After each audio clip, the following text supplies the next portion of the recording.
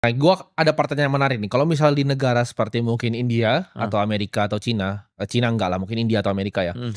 Kalau kita misalnya kita bukan investor profesional, kita biasa nyarinya reksadana saham. Mhm.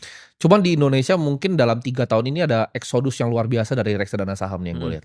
Jadi ini ayam-ayam ini pada kasihan kayaknya. Betul betul Nah, betul, agak agak nggak perform lah, agak nggak perform nggak kenapa? Karena perform. mungkin ya barang-barang seperti yang tadi saham-saham konglomerat mungkin Mhm. mereka nggak dapat jatah dan nggak bisa masuk 10 besar. Iya, Jadi betul mereka resort untuk ya masuk-masuk blue chip yang kita lihat selama 5 tahun ini mungkin rata nih. betul. Kemarin gue baru ketemu sama si Wilson juga Bibit, Mhm. dia cerita kalau misalnya 90% tuh RDPU, RDPT. Iya.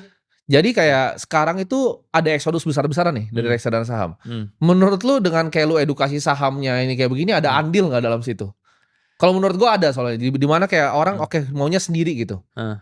nggak mau nitip di reksadana. Karena menurut gua zaman dulu tuh ada wave yang suruh orang beli misalnya, oh beli reksadana indeks Mhm. lah begitu. Mhm. Gua setiap kali denger influencer yang ngomong kayak gitu di Indonesia gua Mhm. pikir, ini bukan S&P 500.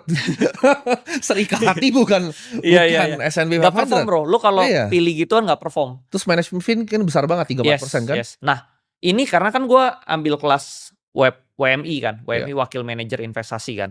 Jadi di Indonesia itu ada peraturan yang aneh, Bro. Lu kalau misalnya jadi manajer investasi, Mhm. lu tuh harus dipecah, Bet portfolio lu jadi 10. betul. Itu menurut gua agak bodoh, Bro. Lu 10 10 10 10 10, jadi gimana perform? Alokasinya juga ada kan, kalau saham Iya harus 90-10 kan dia. iya. Jadi kalau misalnya yang ini naik nih, yang Mmm. saham yang nomor 1 naik lah, naik tinggi, lu harus jual, lu harus bikin jadi rata lagi. Ya terus lu jadi nggak bisa perform dong, Bro. Nah itu peraturannya itu, peraturan itu bikin mereka nggak bisa perform. Mmm. Contoh misalnya lu dapet saham Pak PP nih, Pak PP-nya perform.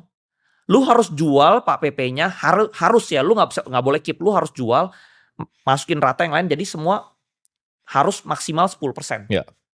Nah itu bikin nggak bisa perform. Jadi kalau lu masuk reksadana lu